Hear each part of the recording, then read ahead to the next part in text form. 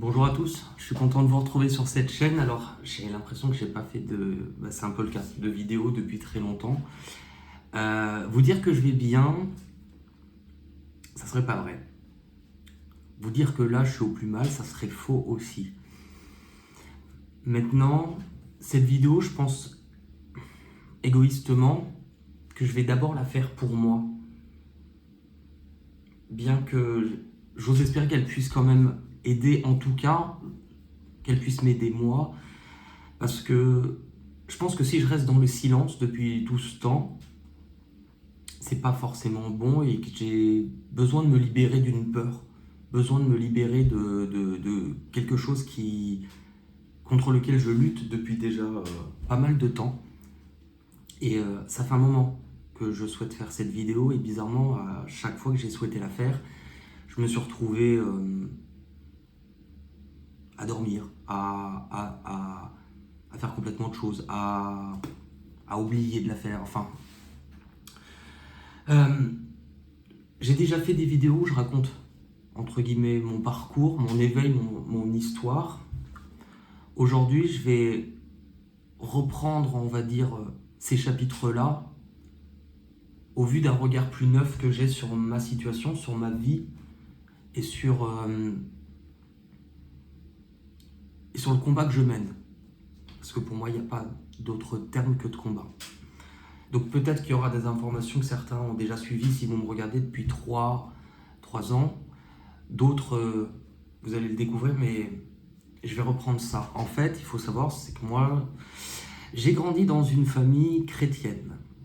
Mes parents étaient protestants et depuis tout petit, j'ai toujours entendu parler de Dieu, du Seigneur. Et d'ailleurs, on allait à l'église tous les dimanches et c'était assez présent puisque c'était même l'un des travaux de mon père puisqu'il a été pasteur pendant des années. Souvent, pasteur, c'est à mi-temps et la personne aussi, enfin, à mi-temps. Et mon père avait un autre travail à côté. Je suis le petit dernier, on est trois garçons, tous très différents.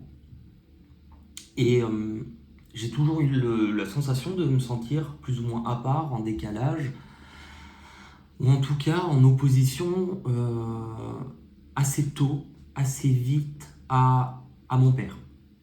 Dans le sens, alors attention, hein, j'ai pas manqué d'amour du tout, mais j'ai toujours eu la sensation de ne pas être compris, ou en tout cas j'ai toujours cultivé assez tôt le fait d'être connecté à quelque chose de, il n'y a pas d'autre mot, de merveilleux, d'un monde merveilleux, où pour moi, je me réfugiais dans ce monde-là, souvent seul, j'étais assez solitaire hein, d'ailleurs, où j'avais cette impression, je pense qu'aujourd'hui j'étais connecté à ces choses-là, que peut-être même je les voyais et que j'ai tout simplement oublié avec le temps, mais un monde avec, où les faits pouvaient exister, ou des choses, et j'y trouvais d'ailleurs refuge, parce que j'ai toujours porté assez tôt, je peux pas expliquer autrement, la douleur de ce monde-là, ou en tout cas, le fait que rien ne vaut de vivre la vie s'il n'y a pas du merveilleux là-dedans, du magique.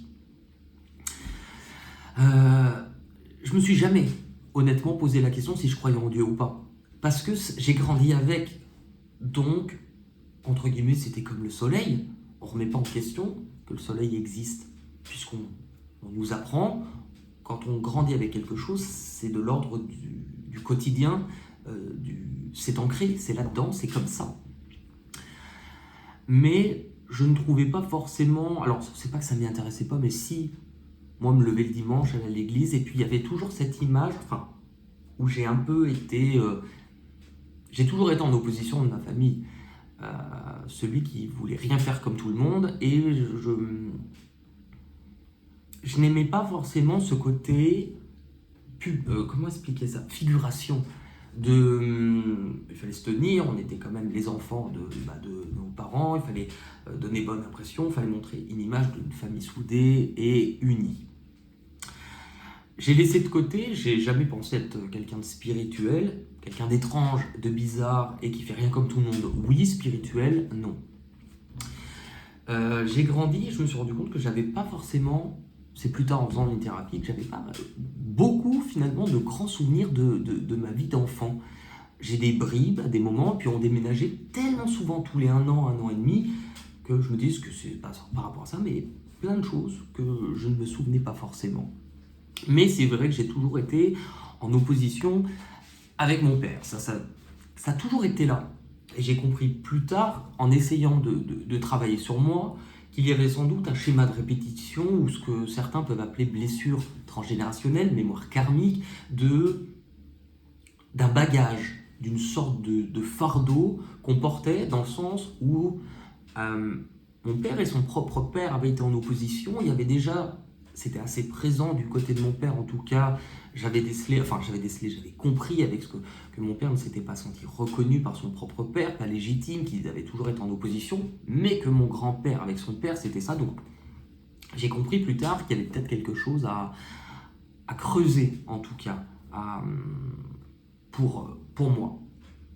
Moi après je suis rentré assez vite en coiffure, à 15-16 ans, je suis rentré en alternance, en coiffure, j'étais doué pour ça, je quittais le circuit scolaire pour lequel je n'étais pas forcément hyper adapté, et puis j'ai toujours été quelqu'un de fantasque et à part. L'école, on va dire le côté cartésien conventionnel ne me convenait pas. J'étais plutôt... Et à la fois, c'est très étrange, timide et en même temps je pouvais être hyper coloré, exubérant. Bon, je suis rentré en coiffure assez tôt et j'ai eu un cursus qui fait que je restais dedans, mais relativement d'une façon assez longue, dans le sens où j'ai été coiffeur.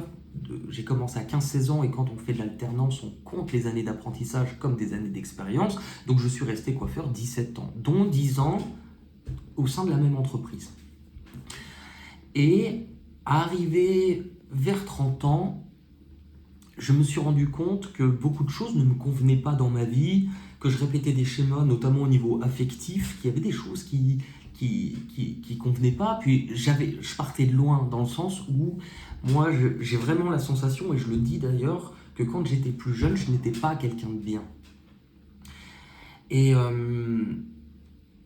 j'ai eu cette quête à un moment donné de dire, si je n'aime pas le visage, si je n'aime pas le reflet de ce que je vois dans le miroir, il y a peut-être quelque chose que j'ai à comprendre. Et dans mes histoires amoureuses, je répétais souvent les mêmes schémas, donc il y avait quelque chose à creuser. Et j'avais peur. Moi, j'étais terrifié par le changement. Étant le petit dernier, j'en ai une part de responsabilité, mais on s'était toujours occupé de moi. On faisait souvent même les choses à ma place, parce que est-ce que moi je ne les faisais pas, ou est-ce qu'on me disait que je n'y arrivais pas? Il y avait sans doute un peu des deux, et je déléguais énormément, donc j'étais très bébé. Et vers 30 ans, là j'arrivais vers 30 ans, ça faisait pratiquement 10 ans que je travaillais dans le même salon de coiffure. Je me suis rendu compte que si je ne bougeais pas dans ma vie, j'allais rester au même endroit, et que si je revenais 10 ans après, donc j'allais avoir 40 ans, j'allais me retrouver, je me voyais presque à faire la même chose que 10 ans en arrière avec les mêmes personnes. Et en fait je me suis dit, voilà, si tu ne bouges pas maintenant, il n'y a rien qui va bouger dans ta vie. Donc j'ai pris la décision, et puis j'avais une patronne avec qui je suis toujours en contact, mais quelqu'un de super, qui m'a toujours soutenu. Des fois, j'irais pas plus que ma famille, mais je pense que je faisais peur à ma famille. C'est qu'est-ce qu'il a encore fait? Ils avaient tous une vie plus ou moins classique, et j'ai toujours grandi où je pensais en tout cas, et je ne dénigre pas les parents, je le suis pas, donc je pense que si un jour c'était le cas, je galérais comme tout le monde, mais comment expliquer ça? J'ai pas eu l'impression d'être toujours soutenu, parce que mes parents ne comprenaient pas qui j'étais, tout simplement. Ce qui s'est passé, c'est qu'aussi, moi j'ai toujours grandi avec la croyance, en tout cas on nous a toujours parlé que les choses paranormales, une sorte de monde superposé au nôtre, en fait que certaines choses existaient, que les forces du mal existaient, que le diable existait, mais que toutes ces choses-là, et notamment sur la voyance, où que ces choses-là n'étaient pas données par Dieu. Et c'est drôle, parce que mon père avait entre guillemets une idée très arrêtée, et en même temps un avis très strict sur ces choses-là, mais parallèlement, je me rends compte que dans mon évolution, dans mon histoire et dans ce que mon père racontait, il avait beau nous dire cela, il y avait quand même des parties de chez lui qui titillaient quand même. Où il nous raconte qu'un jour il avait vu une dame sur un marché qui disait aux personnes, écrivez un prénom sur un papier, je passe la main, je le devine. Pour quelqu'un qui est complètement réticent de ces choses-là, et bien mon père, enfin, c'est ce qu'il nous avait raconté, il avait écrit Jésus et la dame avait passé la main, elle avait dit barre-toi, enfin bon. Donc je me dis bon, pour quelqu'un qui est complètement contre ça, il y a quand même certaines expériences où il avait assisté à des exorcismes, il y a quand même quelque chose. Le jour, à peu près de mes 30 ans, j'étais en vacances et c'est là que j'ai acté de dire ok, je change ma vie. Je me suis séparé à ce moment-là, j'ai changé d'appartement et la suite logique, j'ai quitté mon job. Je me retrouvais avec 2 années au chômage pour littéralement avoir du temps pour me découvrir ou chercher ce que je voulais parce que je n'en avais plus aucune idée. Le jour de mes 30 ans, enfin le jour où j'ai fêté mes 30 ans avec mes parents, mes frères n'étaient pas là, je me souviendrai toute ma vie. Ce jour-là, je suis allé manger chez eux et je leur ai expliqué que voilà, je n'étais pas en vacances, que j'allais arrêter. J'avais 2 ans de chômage, mais que j'allais quand même continuer un peu la coiffure, non seulement pour pas perdre le métier puis avoir un à côté, et que j'allais avoir du temps, donc c'était pas dramatique. Et je me souviens le regard de mon père noir, il avait le gâteau dans les mains, et il a dit ok, il a posé le gâteau, il m'a dit t'as raté ta vie, pars de chez moi. Je me souviens de ma mère qui pleurait derrière, qui me disait pars pas. Enfin, c'était assez violent parce que je ne comprenais pas pourquoi le fait de ne pas avoir suivi son avis, de ne pas être en accord, pouvait engendrer des réactions telles. Et je suis parti. Et bon, après on s'est reparlé, et en fait moi à cette époque-là, j'ai découvert sur YouTube les guidances. Et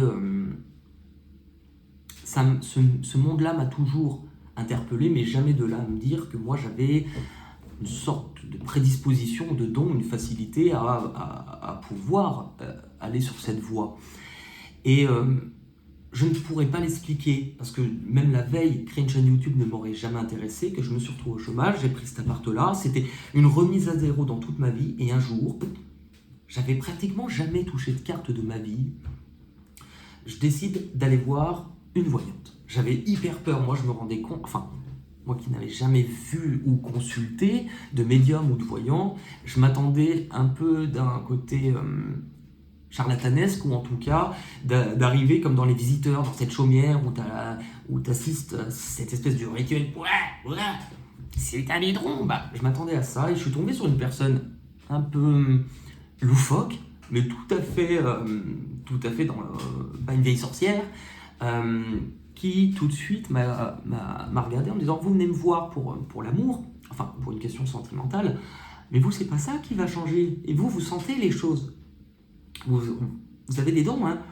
Puis bon, avec ce que votre père fait, vous m'étonnez que ça soit difficile. Là elle m'avait quand même scié parce que je lui avais rien donné comme info. Et cette femme, elle proposait ce qu'elle appelle des coachings intuitifs, où elle se servait de ses capacités médiumniques pour ressentir les choses. Et à partir de ce moment-là, donc j'ai fait un coaching sur plusieurs semaines avec elle, qui m'a vraiment transformé. Et je lui ramène une photo de ma famille, puisqu'elle voulait voir les personnes, et tout de suite elle pointe mon père, elle me dit c'est avec lui que ça coince. Et vous allez voir, vous allez découvrir des choses au fur et à mesure. Vous découvrirez. À ce moment-là, moi je crée ma chaîne et je suis loin de m'imaginer, parce que cette dame m'avait dit mais achetez-vous un jeu de cartes, vous verrez, votre vie va changer. J'avais jamais vraiment réalisé de tirage. Du jour au lendemain, j'ouvre mon ordinateur, je le pose, je sors une vidéo où je n'ai jamais lu de cartes de ma vie. Je me dis au pire des cas, ceux qui me connaissent n'iront pas voir cela. Et puis, si ça marche pas, je m'en fous. Mais en fait, je l'ai jamais fait pour les autres, ni à me dire que ça serait un travail, que j'allais en vivre. C'était, en fait, égoïstement, c'était une manière de m'aider moi. Je voyais un peu cette chaîne au début comme j'avais du temps libre. Et c'était comme une forme de journal intime, puisque je démarrais à zéro, mais j'avais une quête en moi de chercher quelque chose, de chercher des réponses, de vouloir être heureux. Et en fait, je ne me suis pas rendu compte de la portée de ce que je faisais, parce que la chaîne a décollé, mais dès le début automatiquement, mais à des vitesses vertigineuses où je recevais 100, 200 mails par jour. Enfin, ça a été énorme. À ce moment-là, je décide d'en parler à mes parents parce que je cherchais des réponses. Et vu que je ne me considérais plus croyant depuis longtemps, puisque je ne croyais pas en l'image de Dieu comme je l'avais eu durant toute mon enfance, je décide d'en parler avec eux et c'est notamment à ma mère que j'en parle parce que j'ai plus d'affinité avec ma mère. Et, euh, et à ce moment-là, ma mère me dit, bah t'es comme ton père. Comment ça, je suis comme mon père? Bah lui aussi, il a des dons, quand il touche les gens, il voit des choses, il a des flashs, et il s'en sert pour son travail parce qu'il est coach. Je trouvais ça étonnant et j'en voulais un peu puisque comment, en fait, moi j'ai pu me sentir si différent et à part toute mon enfance, où d'ailleurs mon père reprochait beaucoup à ma mère que je rêvais trop, que j'étais pas dans le concret, qu'elle me laissait rêver, que d'ailleurs quand j'écoutais des musiques à une époque, j'écoutais beaucoup de métal symphonique, il fallait traduire les paroles avant pour savoir si ça parlait pas du diable, enfin, on me faisait comprendre que j'étais pas normal. Et je me dis comment ils ont pu faire de la rétention d'informations sur quelque chose d'aussi essentiel qui m'aurait sans doute aidé. Mais eux n'étaient pas... Voilà, bon, mon père fait très attention, c'est le diable qui va te parler, qui te répond, est-ce que tu es sûr que tes messages te viennent d'une belle source? Et effectivement, moi c'est assez drôle puisque quand j'ai vraiment démarré dans mon éveil spirituel, j'ai pas commencé d'abord à voir les belles choses. C'est tout l'inverse d'ailleurs. J'ai d'abord commencé à voir ce qui était mauvais, ce qui faisait peur. Ça m'a foutu une pétoche assez d'enfer, ce qui fait que très vite je me suis dit si mon chemin doit être uniquement à vivre ça tous les jours, qui est de avoir dans cet appart-là, quand j'ai commencé, à une époque, toutes les portes, enfin j'ai eu sur 2 jours ou 3 jours, tous les soirs à la même heure, toutes mes fenêtres qui s'ouvrent en même temps. Et j'avais quelqu'un qui m'expliquait à l'époque, quand tu vois des choses comme ça, faut pas avoir peur. Mais ça se passe jamais en pleine journée. Hein. Quand il fait beau, quand tu es en sécurité, ça se passe le soir, quand tu es tout seul dans ton lit, tu entends des craquements ou des choses comme ça. Et ça m'effrayait, mais au plus haut point. Et j'essayais de comprendre. En discutant avec mes parents, un jour, j'ai rêvé d'une femme qui donnait une sorte de petit livret bleu à mon père, qui était beaucoup plus jeune. Et j'en parle ce jour-là avec mes parents. Et j'étais tellement heureux à cette époque parce que j'avais l'impression que quand on se voyait, il y avait un réel échange. Et que même si on avait des avis différents, ça me faisait grandir et moi je cherchais des réponses. Et mon père est allé prendre un petit livre bleu dans son bureau. Il m'a descendu en me disant « Eh bien, ton arrière-grand-mère était une femme qui guérissait des enfants avec ses mains et elle m'apprenait avant de décéder. » Je me suis dit « C'est fou !» Puis, peu de temps après, j'ai commencé à ressentir les premiers défunts, sans forcément les voir, mais à comprendre qu'il y avait des choses, des voix présentes. Et on m'a donné le message, tu vas prendre des choses. Et généralement, tous les voyants médiums que j'ai vus tout au long de ces 4 années ont toujours, pour ceux qui étaient dans le juste, m'ont toujours expliqué que j'allais découvrir des choses et que je ne grattais encore que la surface de ce que j'allais découvrir, notamment sur mon père. Donc moi, à ce stade-là, j'en étais réellement à me dire, je savais, un jour ma mère m'avait dit, parce que mon père, parallèlement à ça, part énormément en Afrique, des fois des semaines entières, pour former des masterclass ou pour faire ce qu'il doit faire mon père, à un boulot où il est toujours dans une ville, dans une autre, machin, il est un peu partout et relativement secret. Donc moi, j'en avais la conviction, ou l'hypothèse en tout cas, que mon père avait vu des choses. Et d'ailleurs, ma mère m'avait confirmé qu'une fois en Afrique, il avait carrément vu des corps se lever, enfin des choses vraiment paranormales. Et je me souviens aussi que mon père, depuis petit, nous expliquait le fait que nous étions la génération qui verront des choses arriver dans ce monde, alors ce que lui appelait l'apocalypse, mais en tout cas de surnaturel, et qu'on serait présent en tout cas pour les prémices de ces choses-là. Le fait est, c'est que je suis quand même resté à me dire, ok, mes frères ne sont pas du tout spirituels. Pourtant, mon père est quand même dans la religion et il est quand même coach, ce qui faisait que ça nous donnait quand même certains points communs. Comment ça se fait que je m'entende aussi mal avec lui, alors que finalement, peut-être que je suis celui qui lui ressemble le plus des 3 enfants qu'il a. C'est comme si finalement, quand on était dans la même pièce, pas qu'il y avait même deux étrangers, puis nos deux présences se gênent, on ne sait pas quoi se dire, y a pas, c'est compliqué. À partir de ce moment-là, je fais un chemin qui parcourt et qui chemine depuis quelques années, où je prends conscience que oui, je ressens des choses, que plus je m'y connecte, plus ça évolue, mais depuis le début, que je passe par des phases qui durent parfois certains mois, où je vois des choses, mais terrifiantes. Comme si j'étais attaqué, et je prends connaissance à l'époque que je subis parfois des attaques, en tout cas d'entités, et ne les ayant jamais vécues, je peux vous assurer que dans mon cœur c'était réel, dans le sens où il y a une époque, il y a quelques temps, où pendant plusieurs mois, je suis resté à ne pas avoir souvenir réellement de ce qui se passait. J'ai un chat, mais qui est un amour. Mais un amour, tout le monde l'aime, même ceux qui n'aiment pas les chats aiment mon chat. Là, pendant ce temps-là, elle ne voulait plus dormir dans la chambre. Je la mettais dans la chambre, elle disait ouais, et je faisais des cauchemars horribles. Je dormais, mais littéralement toute la journée, des cernes jusqu'ici. Dès que je fermais les yeux, j'avais des visions toujours plus macabres les unes que les autres. Et plus ça avançait, plus ces choses-là entraient dans la matière. Donc ça commençait par des rêves. Après, ça a été des sortes de sentir une présence. Et ça a été au point où je sentais les mains d'une grand-mère me souffler dessus, me parler comme si je dormais en me disant « N'ouvre pas les yeux, elle est au-dessus de ta tête, tu sens son souffle et elle te dit « Tu lui appartiens ». Ça a été horrible. Heureusement, à cette époque-là, j'ai quand même eu des amis qui ils s'éveillaient à leur manière, mais ils ont été des fois présents lorsque j'ai vécu ces choses-là, donc je me dis « Je ne suis pas fou ». Et mon chemin a évolué. Ce qui s'est passé, c'est que j'ai décidé, il y a peut-être 2 ans ou l'année dernière, après le Covid, après une rupture, de me dire mais pourquoi j'aime même pas, pourquoi être seul, c'est encore une douleur, pourquoi je pleure tout le temps. Et donc là je décide, on me conseille d'aller voir une dame qui est ostéo mais qui aurait des dons. Je vais la voir et je lui dis rien et elle commence à me dire mais il y a une présence avec vous. Il y a une présence avec vous, c'est une présence masculine, c'est pas un défunt, c'est quelqu'un qui est vivant mais comme si il est là. Je vois quelqu'un habillé tout en noir, un peu rondouillet, les cheveux un peu grisonnants, souvent entouré de plein de livres et qui parle et on l'écoute. Ça décrit mon père à la perfection. Et donc je me dis, qu'est-ce qu'il fait là?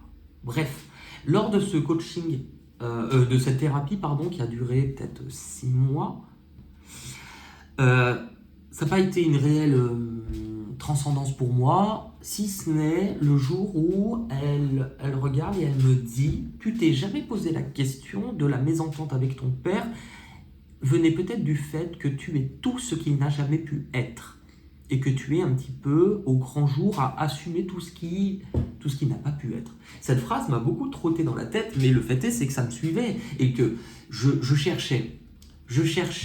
Puisque le peu de fois où j'ai accepté de recevoir des prédictions de certaines personnes, c'était pour me parler de mon père. Sauf qu'à un moment donné, on en fait une fixette et je ne découvrais pas. Et j'ai mis ça de côté.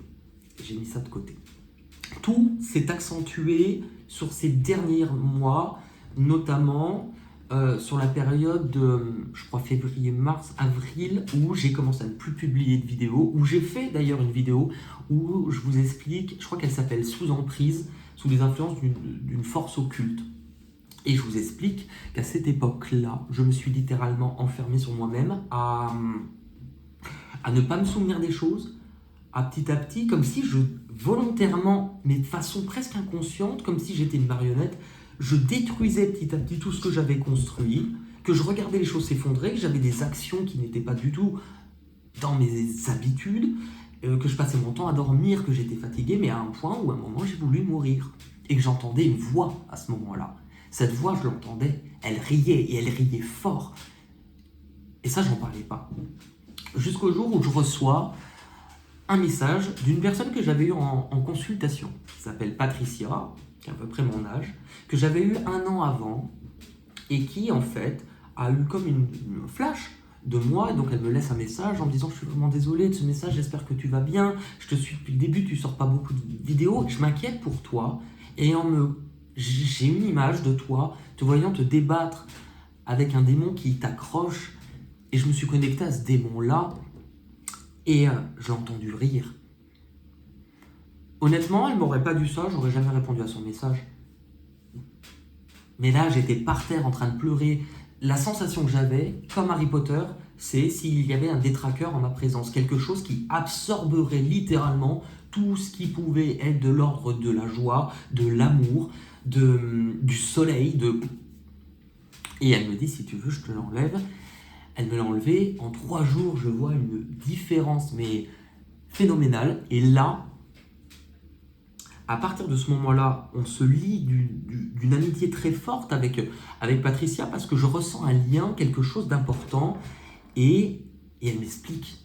Elle m'explique des choses que je n'avais jamais compris. Elle m'explique des capacités que j'ai. Elle m'explique aussi que j'ai aussi cette capacité de pouvoir travailler ces choses-là, pouvoir les enlever, mais qu'elles ont un sens. Et on se sent liés. Mais à partir de ce moment-là, je suis propulsé malgré moi et elle aussi dans une espèce de tourbillon où j'ai l'impression de plus être aux commandes, que tout s'enchaîne d'une manière à ça va trop vite et c'est comme si à partir de ce moment-là, ma vie devient littéralement plus qu'un film. Parce que elle m'explique beaucoup de choses, elle m'explique ma manière de ressentir, c'est parce que je crée un lien, donc elle m'explique sur un autre plan que ce qui se passe, ce que je vois lors des méditations, ce que j'imagine a une influence directe, qu'il faut que je fasse attention, puisque sur une chaîne exposée, je peux recevoir aussi beaucoup de jalousie, et qu'on va essayer et d'ailleurs qu'on me fait des fois subir pas mal de choses, et je le comprends, et je découvre petit à petit, puisqu'elle m'a donné un point de regard sur ces choses-là, et ben je comprends que en quelques mois je grandis. Mais parallèlement, c'est comme si nos histoires étaient liées, et à un moment, elle se confie. Alors, est-ce qu'on avait conscience qu'on était liés à ce moment-là ou que ça nous toucherait tous les deux? Je ne sais plus. Mais elle me confie qu'elle a comme une sorte de message qu'il y aurait comme une espèce de groupe de 12 personnes, enfin à peu près, c'est dans l'image que je crois qu'elle avait, qui ne verrait pas d'un bon œil peut-être notre rapprochement, le travail que l'on pourrait sortir ou faire ensemble, les messages que l'on pourrait donner, que ça allait déranger. Et à partir de ce moment-là, effectivement, je commence à ressentir de la gêne, de l'enfermement. Je commence à voir des choses qui n'existent pas, comme parfois des ombres. Je sors la poubelle ou chez moi, mais une ombre, pas une ombre qui se présente devant moi, qui me fait peur. C'est-à-dire que c'est quelque chose qui arrive vraiment dans l'angle mort au coin de l'œil, où tu vois furtivement quelque chose et tu te tournes, mais ça ne reste jamais plus de quelques secondes, ce qui fait que tu n'as pas l'impression qu'elle est là. Et pourtant, tu les vois quand même passer. À ce moment-là, elle m'aide. J'étais resté 3 mois sans pouvoir travailler. C'est une délivrance. Je reprends les consultations et je reçois, parce que c'est à partir de là aussi où tout a déconné, je reçois le mail d'une personne m'expliquant très gentiment que ma vidéo l'a beaucoup touché, qu'il aimerait une consultation avec moi et que bien évidemment je ne devrais pas m'inquiéter parce qu'il ne sera pas lourd en énergie pour moi. Et moi comme un con, mais je me dis il est tellement gentil ce monsieur.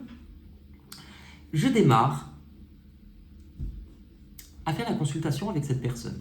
De ma vie, jamais je n'avais... Ah, excusez-moi, il y a le chat. Mais ouais, mon cœur, on a parlé de toi en plus. Jamais de ma vie, j'ai vécu une consultation comme ça. Je vais vous expliquer dans le sens où je démarre avec ce monsieur qui, au demeurant, avait l'air très gentil, souriant, calme, qui ne me dit pas grand-chose, et je démarre. Et là, je me rends compte que parfois, ça m'arrive de pas comprendre le message que je donne à quelqu'un, mais de savoir que ça le touche, parce qu'il y a comme une espèce de lien que je crée avec la personne qui me permet de ressentir et de recevoir des informations pour la personne. Là, honnêtement, ça a été 1h30 de marathon, mais j'étais dans une forme olympique avant de parler avec cette personne, où j'ai l'impression que rien n'est juste, qu'on me donne un truc rouge, noir, blanc, paf, et je me sens absolument pas connecté. Et l'effet d'un pruneau, je termine la consultation, mais comme après un marathon, à avoir transpiré, à avoir l'impression de ne pas avoir aidé la personne, mais c'est surtout à me retrouver, mais honnêtement, comme si j'étais un papy de 95 ans, comme un vieux pruneau à m'être fait, mais littéralement aspiré. Et je ne comprends pas. Et c'est la première fois que ça m'arrive, je ne comprends pas. Et la personne, toujours souriante, m'explique, c'est pas grave, personne n'arrive à voir sur moi, mais tu m'as beaucoup aidé, Benoît. Tu m'as beaucoup aidé. Ça a été précieux.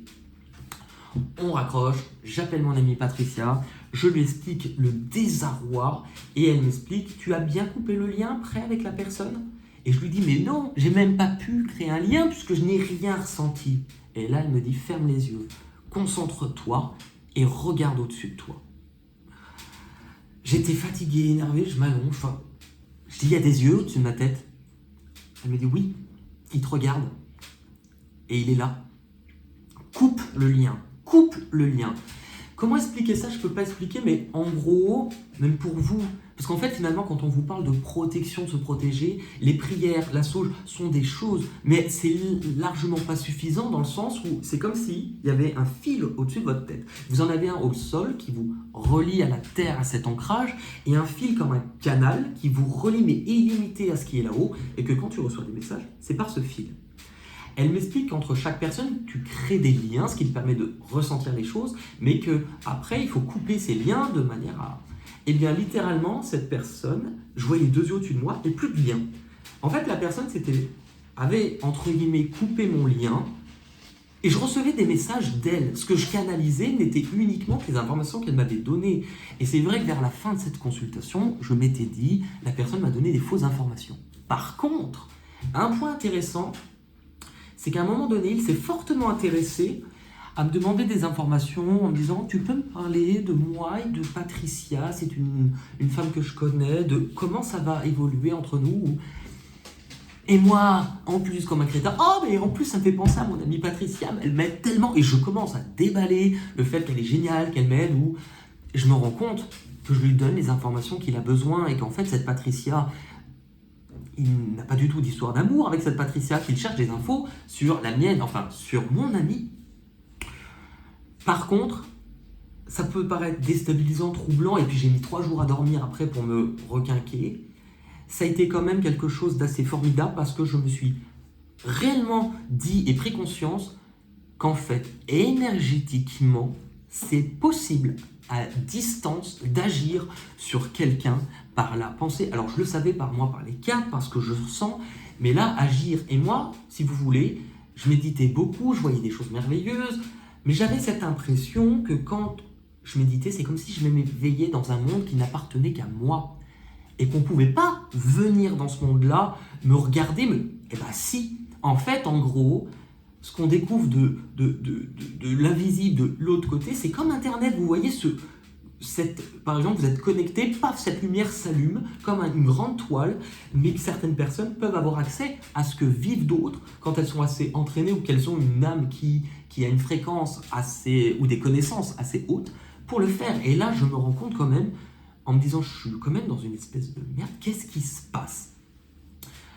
Elle m'aide, parallèlement à ça, elle commence à se sentir, Patricia, on se tenait au courant tous les jours, à se sentir observée, à se sentir épiée, à avoir des démangeaisons, et puis à ne plus ressentir les choses. Bizarrement, je passais mon temps où, maintenant qu'elle expliquait mon fil, non, je ressens rien.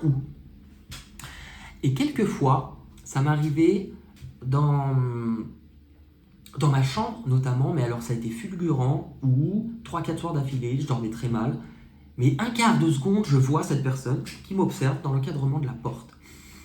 Je la vois, un quart de seconde. Et là, je me dis, waouh! Vu que je savais que mon père avait quand même des dons, même s'il disait non, enfin là, je me suis dit, je me sens littéralement en danger. Donc, je vais lui écrire, et puis en plus, il se plaint souvent à ma mère qu'on n'appelle qu'elle, et qu'on ne passe pas par lui, donc il se sent mis de côté. Donc, j'envoie un gentil message le 4 juin à mon père en lui disant, voilà, je lui explique la consultation, comment elle s'est passée. Je lui envoie la photo du monsieur en lui disant, je me sens pas bien, qu'est-ce que tu vois? Quitte à me dire, merde, qu'est-ce que tu vois? À ce jour, ce message n'a jamais eu de réponse de la part de mon père. Comme on dirait dans le jargon, il m'a laissé en vue. Et là, je ne comprends pas et puis ça m'énerve. Mais ça a une utilité. C'est-à-dire que quelques jours après, je dors Et d'un seul coup, je suis réveillé et je vois mon père dans l'encadrement de la porte. Comme si j'étais épié, surveillé. Et je reconnais que c'est mon père, et je le vois quelquefois. Hein. Et là, je me dis, mais qu'est-ce qui se passe? Pourquoi je sens ça? Mais ça fait tilt d'un seul coup dans ma tête. Comment expliquer, je ne sais pas, mais énergétiquement, je ne sais pas comment expliquer, c'est comme une ambiance, c'est comme une sensation où certaines personnes laissent comme des traces, comme un parfum. Je me dis, oh, dans mon cœur, quand j'ai vu ce monsieur et quand j'ai vu mon père à quelques jours d'intervalle, c'est exactement la même trace énergétique, la même sensation. Et là, je me dis, oh, en fait, ils se connaissent. Et je vais pour écrire à Patricia, pour lui raconter, je lui dis, tu devineras jamais.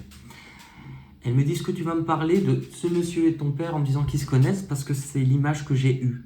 Et puis elle commençait également à se sentir observée et là, elle me dit un jour, bah, écoute Benoît, il y a comme une présence qui s'est manifestée à moi, un peu en fight to fight, tête à tête, en disant t'es qui es-tu, t'es mon fils ou... Elle me dit je crois que c'est ton père et elle me décrit la personne, oui c'est mon père. Et là je me dis mais qu'est-ce qu'il veut?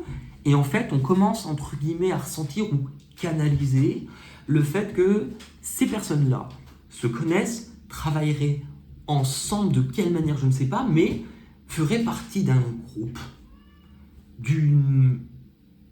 pas de secte, mais d'une sorte de confrérie, d'un ordre, d'un ensemble de personnes qui seraient 12. Donc ça ressort. Et qu'en fait, cette personne ne voit pas d'un bon œil le fait que Patricia et moi, qu'on se rencontre, puisque déjà, je canalise des choses ou je vois des choses que je n'ai jamais vues avant. Je découvre un monde qui est totalement...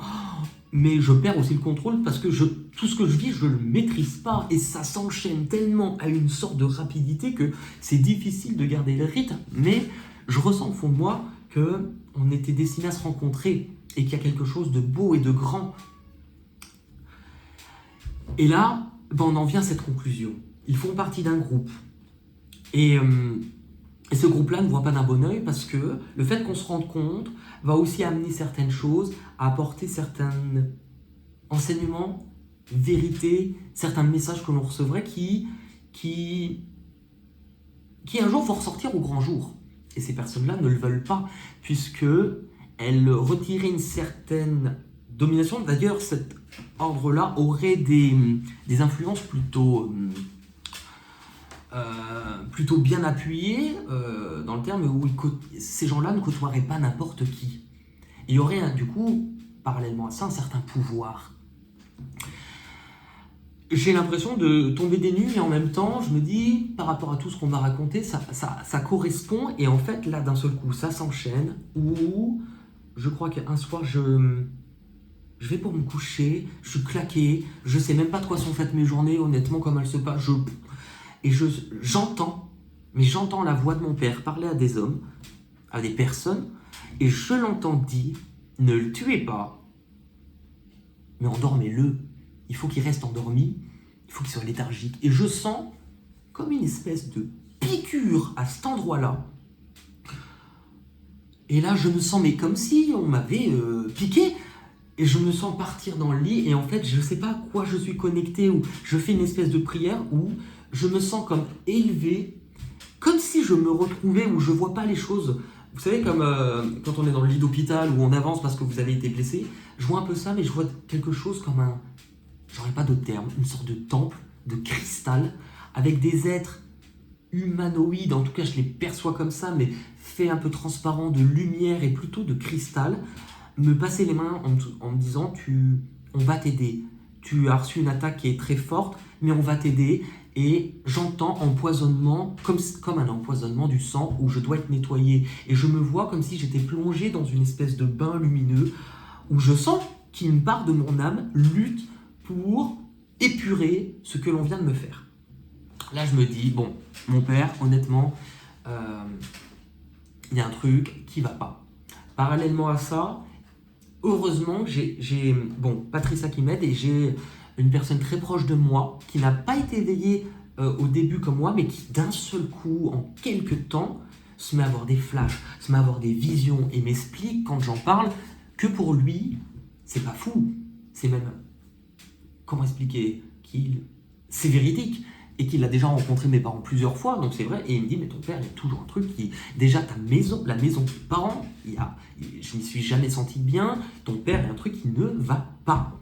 Et bizarrement, toutes les personnes qui ont rencontré mes parents adorent ma mère c'est l'amour infini, c'est la douceur, et me disent, il y a un truc qui ne va pas avec ton père, il y a quelque chose de malsain. Et là, d'un seul coup, on se met à canaliser et recevoir les messages qu'ils font bien partie d'un groupe, mais qu'ils ne vont pas en rester là, et que notamment, très prochainement, certaines personnes de ce groupe vont finir par se manifester à moi sous différentes formes, et qu'ils ne vont pas en rester là.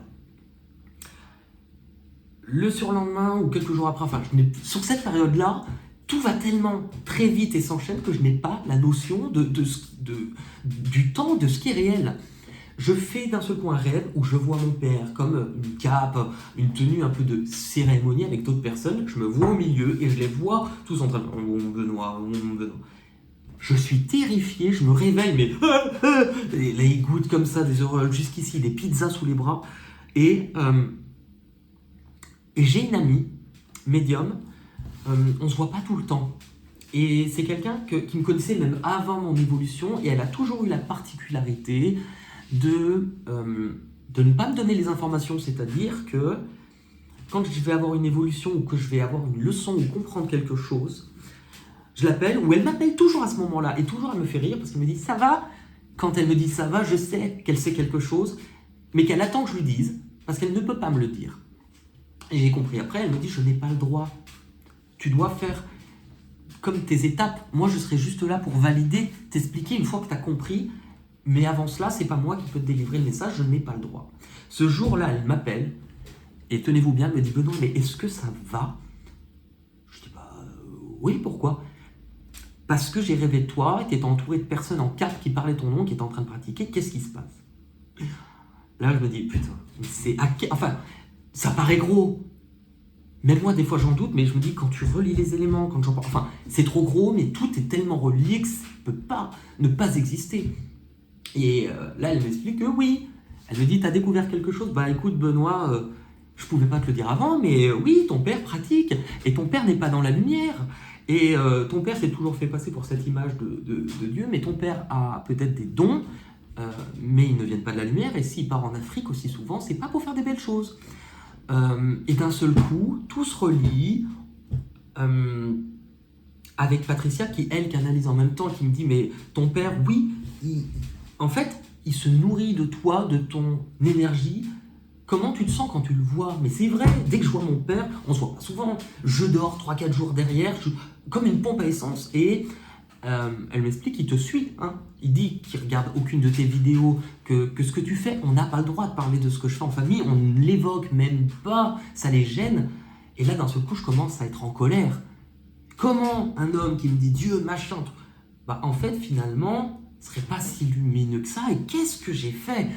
Et finalement, c'est que je vais découvrir, ou on m'annonce que je vais découvrir des choses sur lui, que ça le dérange. Et tout a l'air si précis que notamment, on m'explique que très rapidement, je vais avoir certaines de ces personnes qui vont venir me voir. Et du coup, mon amie médium qui avait rêvé de moi, elle m'explique, oui, demain matin, à ta première heure, la personne que tu as en fera partie. Elle sera du groupe. Et tu verras, lors de la consultation, elle va prendre des notes parce qu'elle doit faire un compte-rendu à ton père. Je regarde qui j'ai le lendemain matin, une dame, je vous jure, j'avais l'impression d'être SOS Ghostbuster. Le lendemain matin, je m'étais réveillé très tôt, je prie, j'avais tout autour de moi, j'avais des personnes qui pensent à moi. Et en fait, j'étais parti initialement pour faire peur à cette dame en me disant, attends, si elle fait partie d'un groupe qui essaye de, entre guillemets, d'une façon ou d'une autre, m'empêcher de faire ce que j'ai à faire, je vais lui faire comprendre que je ne vais pas me laisser faire.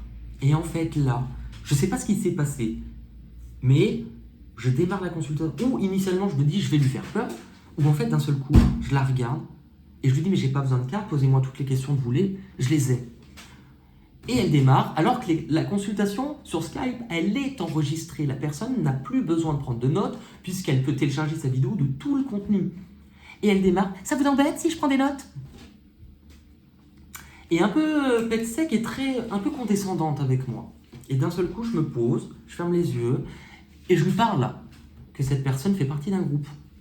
Ils sont peut-être 12. Qu'on lui a...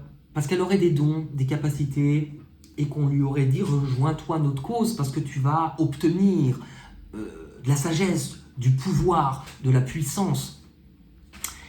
Et qu'en fait on lui ment, qu'on l'utilise simplement parce qu'elle a des capacités, mais qu'on est en train de la plomber, de l'utiliser, et que honnêtement, si vous dites ça à quelqu'un, si c'est pas vrai, la personne va vous dire bah, la personne commence à noter, je parle, sur la vidéo en plus, on la voit, elle s'arrête, et elle me regarde, et puis on sent qu'elle est comme ça, puis d'où il tient ses messages, comment il sait ça, et elle pose son stylo. Je me rends compte en plus en revoyant la vidéo avec cette dame, et en plus on me le dit, Benoît, t'es sûr qu'elle est toute seule? Et effectivement, plusieurs fois, elle fait comme, et je me dis, mais c'est un truc de malade. Et à un moment, je la regarde, je lui dis, j'ai pas besoin de tirer les cartes, mais je peux même vous donner un prénom. Je lui donne le prénom de mon père. Et je lui dis, vous voulez qu'on tire les cartes pour être sûr? Je mélange, paf, je tire une seule carte. Une seule carte qui représente, c'est dans la triade, la carte 12. Je ne l'explique pas comme ça, puisqu'elle a une information sur un détail que je lui donne. Et puis c'est la carte 12 qui représente une étoile hébraïque avec le sceau, la cor, 12 personnes. Et au fur et à mesure, elle se déconfie, puis à un moment, elle m'explique, mais littéralement, elle me sort. Vous savez que ces gens-là, avec la magie qu'ils ont mis en moi, ils savent ce que je vous dis, ils savent qu'on se parle. Je me dis, ça ne peut pas ne pas être vrai. Et juste à la fin de la consultation, elle termine en me disant, j'ai un dernier message à vous donner, question à vous demander. J'ai bien entendu, j'ai d'abord un dernier message à vous donner. Et là, elle me regarde et elle dit, votre papa est pasteur? Oui. Pensez-vous qu'il pourrait peut-être m'aider avec ces forces-là occultes? Et là, d'une manière ou d'une autre, pour moi, on m'a aidé. Elle m'a confirmé. Et d'une manière ou d'une autre, je savais que mon père était présent ou regardait ou avait cette faculté-là. Je la regarde et je lui dis, vous savez que mon père a horreur de ces choses-là. Et puis, bref. Je termine la consultation, je me dis, mais c'est un truc de malade. Je montre autour de moi où on analyse même j'ai jamais fait. Toutes les consultations, je les garde pas, la personne intelligente, bah là je peux vous assurer que je les gardais parce que je me rends compte de ce qui est en train de se dévoiler et je sens d'un seul coup une colère. Bon, quelques jours après, je vois ma mère et je suis bien décidé à essayer de lui en parler parce que je comprends que mon père pratique sans doute depuis des années, que je gratte que la surface, mais que c'est pire que ce que je pense et qu'il y a quelque chose qui est fait aussi sur ma famille pour pas qu'il se rende compte. Ma mère vient et je lui dis bon, je lui explique, je lui montre même la partie de vidéo où j'expliquais que j'avais eu un démon, que ma mère se met à pleurer, elle comprend en plus, elle voit dans mon regard que ce que j'ai vécu c'était vrai, et elle me dit je te crois. Et je lui explique pour papa. Et je lui dis, mais maman, il y a quelques mois, j'ai envoyé la photo d'un monsieur avec qui, mais vraiment, il y a eu un truc bizarre qui m'a observé, qui m'a attaqué plusieurs mois. Elle me dit, ah, mais oui, on était en vacances, ah, ton père était content, il m'a dit qu'il t'avait aidé avec un monsieur. Comment ça, il m'a aidé? Oui, il m'a dit, je suis content, Benoît m'a appelé, il m'a sollicité, j'ai pu l'aider sur une affaire avec un monsieur. Et je dis, mais maman, il m'a jamais répondu. Mais non, mais je lui montre le message, vu, pas de réponse, je lui dis, ça veut dire quoi? Elle me dit, mais pourquoi il m'a dit que pourquoi il m'a menti? Et là, j'essaie de donner l'information à ma mère, difficilement, dans l'essai de l'expliquer, que voilà, pour moi, ce que je ressens, c'est qu'il fait partie d'une espèce de groupe, que je lui demande à ma mère, est-ce que, physiquement, ça serait possible qu'il ait, entre guillemets, des secrets, une vie plutôt sauvage? Elle me dit, mais jamais là, bien évidemment. Ok, donc ça paraît plausible. Et je dis à ma mère de faire attention. De faire attention. Et là, je vois ma mère, vraiment, ça la perturbe, donc je lui donne pas toutes les infos, mais ça la perturbe.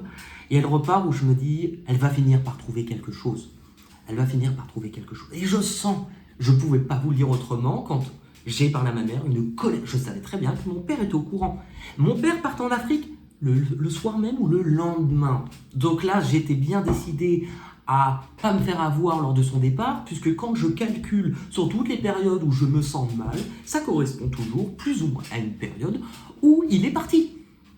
Donc je me dis, ok. Et là, après, j'ai une autre consultation avec une personne qui avait l'air d'être une petite hindoue. Je sais pas quel âge elle avait, elle paraissait tout petite.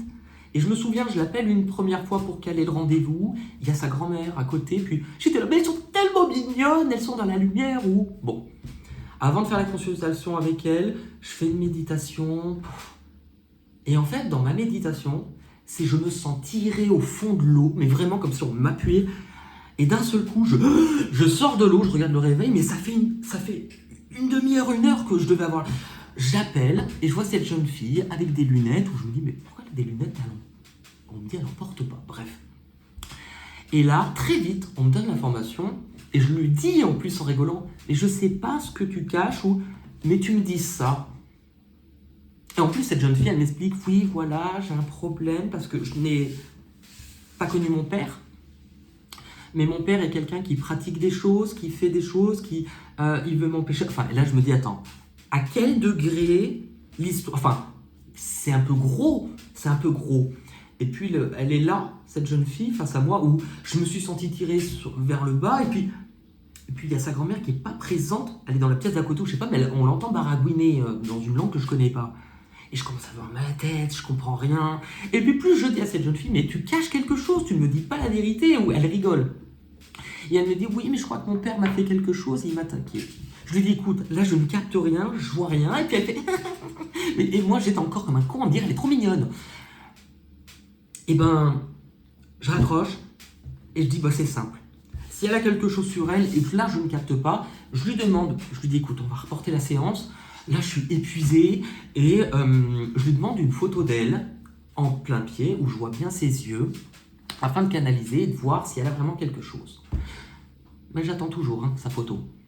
Bizarrement, elle évite le sujet, ou elle m'envoie des photos avec des personnes avec des lunettes de soleil, ou...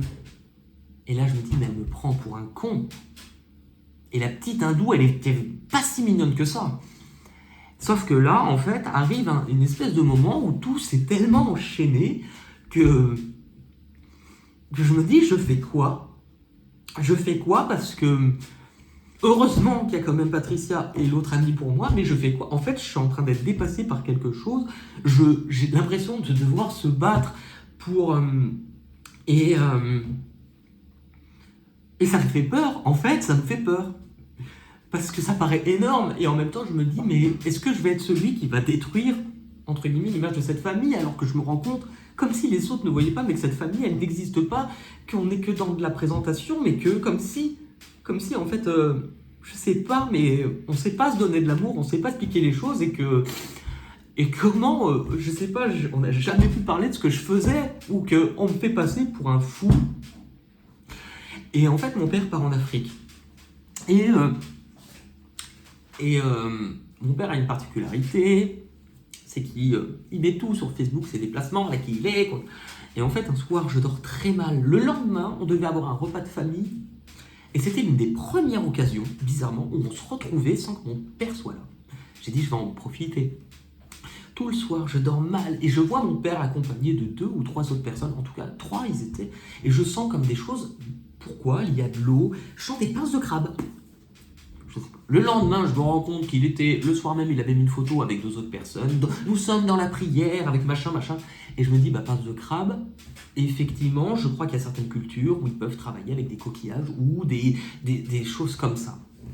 Et là, ma mère me dit, elle arrive à l'anniversaire de mon neveu, mon père est en Afrique. Elle me dit, oh là là, mais ton père fait que m'appeler. Il m'a jamais appelé comme ça. Et mon père ne m'appelle jamais à moi personnellement. Il démarre en visio pour l'anniversaire de mon neveu, on est à table, et la première chose qu'il fait, c'est « Je peux voir Benoît ?» Ma mère, oui, et moi je faisais tout pour pas croiser son regard. Et on se croise 2 minutes, je suis avec mon neveu, je m'en occupe, je fais oui. Et là, il me regarde, mais un quart de seconde comme ça. Ça va, Benoît? Et moi, ouais, ça va, et je passe à autre chose. Et je sais pas, pris d'une tristesse où quand on rentre sur le trajet où ma mère va me raccompagner, mais je pleure.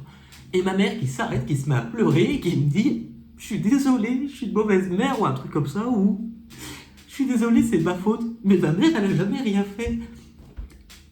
Et en fait, je peux pas lui dire à ce moment-là.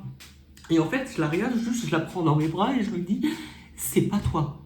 Ça n'a jamais été toi. Et ça sera jamais toi.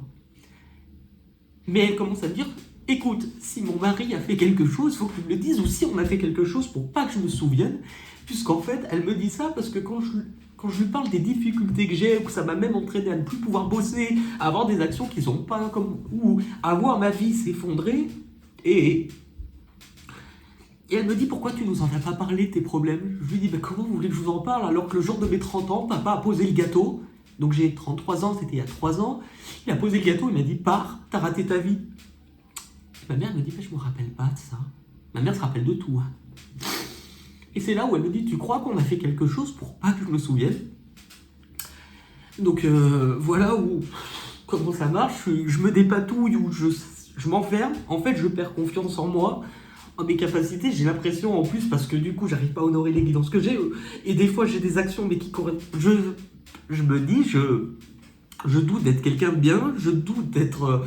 Et puis à un moment, je me dis, mais si cette voix c'est ça, mais ça va être quoi la suite? Même si parallèlement, c'est beau, parce que parallèlement, je fais des rêves où d'un seul coup, on m'explique, on me montre mes mains et on me dit, tu as une capacité avec tes mains de faire du bien et d'agir même énergétiquement, ou d'un seul coup, eh ben, je me rends compte que je peux agir à distance sur des gens, leur enlever des choses, leur régler des choses, et d'un seul coup, je découvre autre chose que je savais pas faire, mais qui... Et Patricia, elle m'explique, elle croit en moi, elle me dit, mais Benoît, ton âme ne vient pas de nulle part, tu n'es pas n'importe qui. Et là où certaines personnes mettront des années à comprendre quelque chose, bah toi, ton âme évolue vite, mais parce que au fond de toi, tu es dans la lumière. Et je peux pas vous dire à quel point ça m'a fait du bien d'entendre ça. Et en fait, ça s'est enchaîné, et au point où cette semaine, Patricia me dit, écoute, je te laisse pas comme ça, tu viens chez moi une semaine, je te prends ton billet, tu viens, et là, de l'amour, et en fait, on me décrit des choses au niveau de mon père, mais qui sont vraies, et d'un seul coup, je commence à être paranoïaque en me disant, mais dès que je vais faire une consultation, c'est quelqu'un qui va de cet ordre-là, Et en fait, je m'enferme, je veux plus voir personne, je sais même pas ce que je fous des fois de mes journées, ou des fois je me rends pas compte parce que j'ai l'impression de passer mon temps à enlever de la merde. Et un jour, Patricia me dit, mais le pire, c'était cet été où en fait, un jour, je suis dans mon salon et j'entends mon voisin, un petit papy. Et je l'entends parler de moi en mauvais termes, et je l'entends à la fenêtre comme si vraiment je l'entendais, fenêtre ouverte. Moi j'ai une sorte de rideau devant ma fenêtre. Oui, alors lui, son encens et trucs, et il commence à déblatérer sur moi. Je suis resté, mais honnêtement, je suis resté 45 minutes collé au rideau, et à un moment il dit oui, puis il dit, je l'entends, j'ai pris des photos de son appartement où il fait son encens, machin. Et là je me dis, mais quel con, enfin, à quel moment comment tu viens chez moi où tu... Et là Mais je l'ai entendu, donc je ne peux pas remettre en cause. Et là, je me dis, il n'y a plus un moyen. Et je l'entends d'une force, je vais me coucher. Et d'un seul coup, sa voix de ce papy me réveille. Et j'entends, mais regardez-le, il fait semblant de dormir, ou il se fout de votre gueule. Et là, je me dis, mais c'est soit il y a une sorte d'émetteur, un babyphone, il est venu, il a eu accès chez moi, je ne sais pas comment, mais... Et je l'entends, je bouge, je prends une poêle, je l'entends commenter, mais vraiment, je l'entends. Jusqu'à présent, quand je recevais des messages spirituels, j'ai jamais entendu une voix. C'est plus à l'intérieur de moi, comme ma propre voix ou ma conscience qui me parle. Là, j'entendais une voix, donc pour moi, c'était pas spirituel, c'était dans la matière. Et j'en étais au point où j'ai ouvert ma porte, j'ai mis ma chaise, je me suis assis, et j'ai attendu que le voisin sorte en me disant, on va discuter, là, je veux des réponses. Il n'est jamais sorti. J'en parle à Patricia, le lendemain, elle m'explique, et elle me dit, écoute Benoît, je viens de voir un truc, je me suis connecté à toi et depuis qu'on se connaît, même la fois où tu voulais mourir parce que tu avais un démon sur toi, la chose était plus petite que ce que tu avais là. T'as un truc mais énorme. Et elle l'enlève et j'ai plus entendu le voix. Mais ça m'a tellement, cet épisode, fragilisé, puisque d'un seul coup, il y avait une fracture avec je ne suis peut-être plus réellement conscient de la réalité. Ça m'a touché à un point où je ne sais plus la frontière et je me dis mais je deviens zinzin, je deviens fou. Et non seulement je vais plus voir les gens, mais dans quoi je vais crever, et elle m'explique que ça a été fait pour ça, que les choses mises en place sont faites pour me déstabiliser, pour que j'arrête tout ce que je fais, mais en même temps, dans une période où je suis dans un état comme ça, j'attire aussi beaucoup de personnes qui vont venir m'expliquer les erreurs que je fais, à quel point je suis quelqu'un de mauvais, alors que j'attire ce que je vibre. Et on attire des choses pour me faire comprendre ça. Et en fait, là, je me retrouve dans un truc où je me dis, ça peut pas durer comme ça. Il y a forcément quelque chose où je suis persuadé que si j'arrêtais, je retournerais en coiffure, ça s'arrêterait. Mais le fait est, c'est que ça ferait plaisir à quelqu'un. Et je me rends compte aussi que, parallèlement, mon père ayant dit qu'il n'avait jamais pu voir une de mes vidéos, qu'il les regardait, que d'autres personnes. Donc je sais très bien que cette vidéo, quand elle va sortir, que des gens qui accompagnent ça ou des gens vont la regarder. Maintenant, honnêtement, qu'ils la regardent, de toute manière, que je la sorte ou pas, je suis attaqué. Alors au final, je me dis, il faut que je me libère de ok, vous allez peut-être m'envoyer de la merde, mais à un moment donné, et ça j'y crois fortement, il y a un moment donné où ma lumière sera peut-être tellement forte que ce que vous me ferez ne m'atteindra plus. Et que cette vidéo pour moi, c'est le moyen de dire stop. J'en ai parlé à ma mère dernièrement. Parce que d'un seul coup, je me rends compte, et mon ami qui s'est éveillé en même temps me dit mais regarde les photos, mon père postait des photos avec ma mère cet été, regarde les yeux de ton père, ça devient de pire en pire, tu sens une espèce d'entité énorme au-dessus de lui, qui le nourrit, relié aussi avec les 12 autres personnes. Et Patricia m'explique, il faut que tu comprennes Benoît, que ton âme n'est pas rien parce que tu subis depuis très longtemps des attaques, mais pas que d'une personne, et de façon répétée, mais que parfois ils sont plusieurs sur toi, mais que toi t'es quand même là. Donc elle me dit, crois-le, t'es vraiment pas n'importe qui. C'est pas d'un but narcissique de me dire ça, mais dans une période où t'as pas confiance en toi, où tu dis que t'es qu'une merde, mais en même temps tu te dis, mais c'est de l'acharnement sur toi.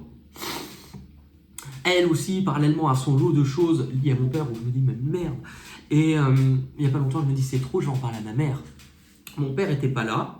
En fait, non, c'est pas ça, c'est pas que mon père était pas là. D'un seul coup, en rentrant de vacances, mon père m'appelle un soir. Une fois, 2 fois, 3 fois. On s'appelle jamais, puisque le dernier message que j'avais de lui, pour lui demander de l'aide, il m'avait pas répondu. Et il m'envoie un texto. Oui Benoît, nous essayons de rentrer en contact avec toi. Je réponds pas. Honnêtement, je réponds pas. Le lendemain matin, un appel, 2 appels, 3 appels. J'ai dit, mais attends, et ça va, Et là, je reçois un message. Oui Benoît, je te vois connecté sur Messenger, alors tu peux me répondre. Et là, c'est vrai que mon père, je l'ai toujours craint, mais il avait toujours un peu cette position-là. Je lui dis, écoute, t'es bien gentil, mais étant donné que mon message du 4 juin étant resté sans réponse de sa part, tu peux attendre quelques jours, quelques heures avant de me lancer 10 000 appels. Et là, mon père, et il me répond, oui, mais je t'ai dit que je le connaissais pas, ce type. Et là, moi, ma seule réponse, ça a été, je t'ai jamais demandé si tu le connaissais. Et effectivement, dans le message, je ne l'ai jamais demandé. Parallèlement à ça, je dis c'est trop. J'en parle à ma mère un jour où mon père n'est pas là. Et je lui raconte tout. Et je lui dis voilà, ma mère me dit bon, t'as pas vu de l'été. Et en fait, je me mets à pleurer parce que mes neveux, mais je les aime, je les adore, mais j'ai pris le parti de m'éloigner de ma famille, tant que j'ai pas de réponse, tant que je ne sais pas, de pas les voir. Déjà pour pas être en présence de mon père. Et j'explique. Et là, je commence à expliquer à ma mère. Et je me suis dit, j'ai déjà semé des graines dans ce que je lui ai dit la dernière fois. Ça va évoluer, ça va évoluer. Et là, je retrouve ma mère, mais totalement transparente, comme Jeff Panaclock. Comme si sa voix, enfin ce qu'elle me donne, c'est oh bah ton père, un sorcier, bah n'importe quoi, et puis machin, et puis si, oh bah n'importe quoi, plutôt. Enfin. Et puis après, à me lancer, de toute manière, tu veux pas nous voir, tu nous aimes pas. Mais en fait, ça m'a tellement blessé parce que c'est vrai que je suis moins famille, mais je me rends compte qu'en fait, si mon père, c'est horrible à dire, hein, si mon père était pas là, ma famille, je les aime, et c'est comme si j'avais l'impression qu'on découvrirait réellement ce que c'est une famille. Et là, en fait, ma mère, la seule chose, elle me disait, j'entendais sa phrase, donc tu veux pas nous voir, donc tu veux pas nous voir. Et je lui dis, mais c'est pas ça, mais je veux plus dormir, je veux pas voir papa pour l'instant, tant que je suis pas sûr, donc tu veux pas nous voir. Et en fait, la seule chose que je lui ai dit, c'est un jour tu verras une preuve. Un jour tu tomberas sur quelque chose, et je le sais, tu verras, et tu te diras, c'était sous mes yeux depuis toutes ces années, et j'ai pas aidé mon fils. Et, et en fait, bah, c'est hyper compliqué parce que parallèlement, je sais que je sens des choses, je sais que ça bouge. Mais des fois, je me dis, mais à quel but de faire tout ça? Le but de la vie, c'est d'être plus heureux. Comment on peut aussi vouloir autant de mal? Et comment je... Enfin... Donc, je sais que cette vidéo va aussi déclencher quelque chose parce qu'ils seront forcément au courant. Et en même temps, je m'en fous parce que, de toute manière, c'est déjà la merde. Donc, faut bien expliquer ce qu'il en est. Et heureusement qu'il y a des personnes auprès de moi. Mais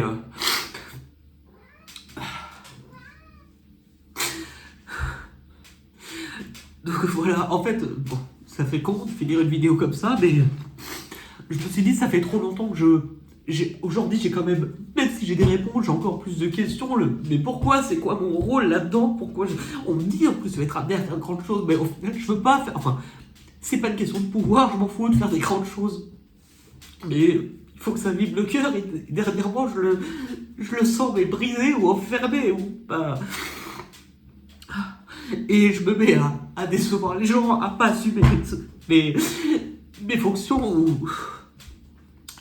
Voilà, enfin, si vous vouliez, cette vidéo, pour moi, je me dis que peu importe les retombées qu'elle a, si elle peut au minimum me libérer d'une forme d'emprise, et je sais que je suis fort, en fait. Parce qu'en fait, je pense qu'il y a des personnes qui n'auraient peut-être pas pu énergétiquement supporter ce que je supporte depuis tout ce temps.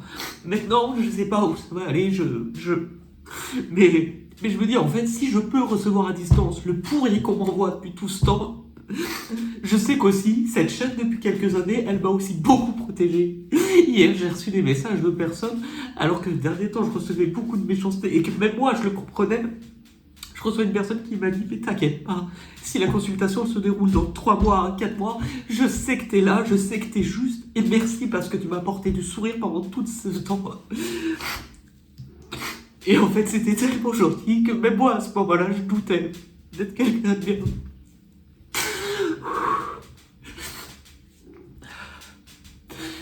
Bon, alors, bon, désolé pour... C'est pas la manière dont je voulais finir, mais si vous voulez, ça fait tellement de temps qu'il faut que je la fasse, cette vidéo, que j'ose pas. Je sais que je veux plus subir ça, et qu'en tout cas, peu importe qu'on essaye encore et encore, je sais qu'un jour, ça sera derrière moi, et que ça m'a permis aussi beaucoup d'apprendre. Et que même si... En fait, le but de la vie, c'est de la vivre. Et là, ces derniers temps, je me suis totalement enfermé, où j'ai pas de vie, je vis pas, et Putain, j'ai de la mort de partout.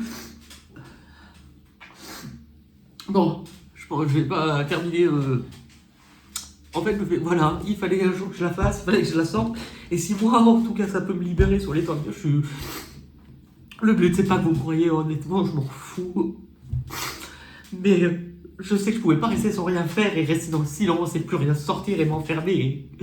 Je sais que si je la fais, il y a peut-être une chose, peut-être, s'il y a l'infime chance qu'il y ait un truc qui bouge, eh ben je l'aurais pris. Donc merci en tout cas pour votre écoute, et prenez soin de vous.